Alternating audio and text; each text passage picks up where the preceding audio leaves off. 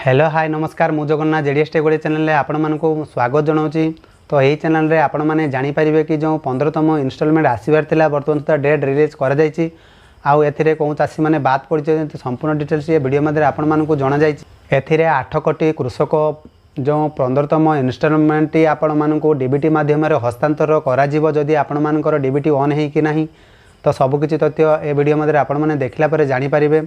आशा करुँच जो मैंने चैनल को नुआ कर सब्सक्राइब करने सह जो पाखर घंटी चिन्हटी अच्छी दबे नोटिफिकेशन ऑन कर दिखाँ जहाँफल एमती नुआ नुआ लेटेस्ट इनफॉरमेशन यही चैनल माध्यम आपण मैंने सर्वप्रथम जानीपारे। तो चलतु डेरी नक आज वीडियो स्टार्ट करवा।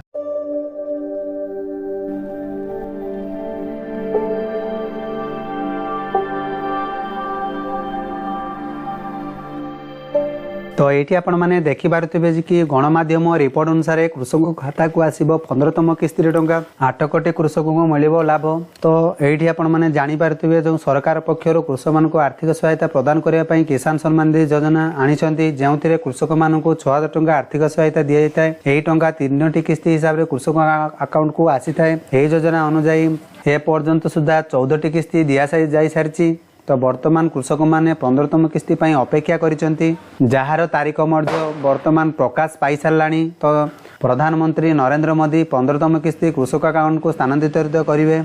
से डेट टी वर्त आपण रही नवेम्बर 15 तारिख में चाषी भाई मान अकाउंट को आपंकर पैसाटी पठाଯିव। यही कार्यक्रम अपराह 3टार आयोजित हो। जदि आपण मैंने जानीपारूना तो मोबाइल साहाय्य आपड़ जेकोसी ब्राउजर को जी ब्राउजर सर्च करेंगे पीएम इवेंट ठीक अच्छी पीएम इवेंट लिखिक सर्च कला ये इंटरफेस टी पलि आसो जो रही वेलकम टू इवेंट।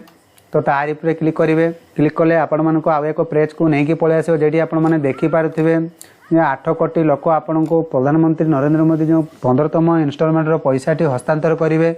तो 15 तारिख दिन नवेम्बर रही जार टाइम रोचे 3टा PM रे। तो यही तारिख में आपण मानकर पैसाटी बैंक अकाउंट रे क्रेडिट हम। जदि आपंकर बैंक अकाउंट रे डीबीटी ऑन होगी नथिबो ताले आपण माने पैसाटी पाई परिबे नाही। को मानकर डीबीटी ऑन होगी नहीं तो आपण माने जानी परिबे तार लिंक मध्ये हम डिस्क्रिप्शन तळे लिंक देई देइछु। चाहिले आपण माने से वीडियो को देखि कौन बैंक रे आपन डीबीटी लिंक अछि ता मध्ये आपण माने जानी परिबे। आ जो माने ईकेवाईसी कंप्लीट करनांती सर्वप्रथम आपनकर ईकेवाईसी कंप्लीट कर दियंतु जा फल आपण माने जो 15तम इनस्टॉलमेंट आसवाक पैसाटी आपण बैंक अकाउंट रे पाई परिबे। तो ये थिला आज अपडेट। आशा करुँच ये अपडेट मध्य आप संपूर्ण सहायता पाई पारे। जदि मन किसी डाउट रही जाऊँगी तो कमेंट बॉक्स रे कमेंट लिखि जणातु।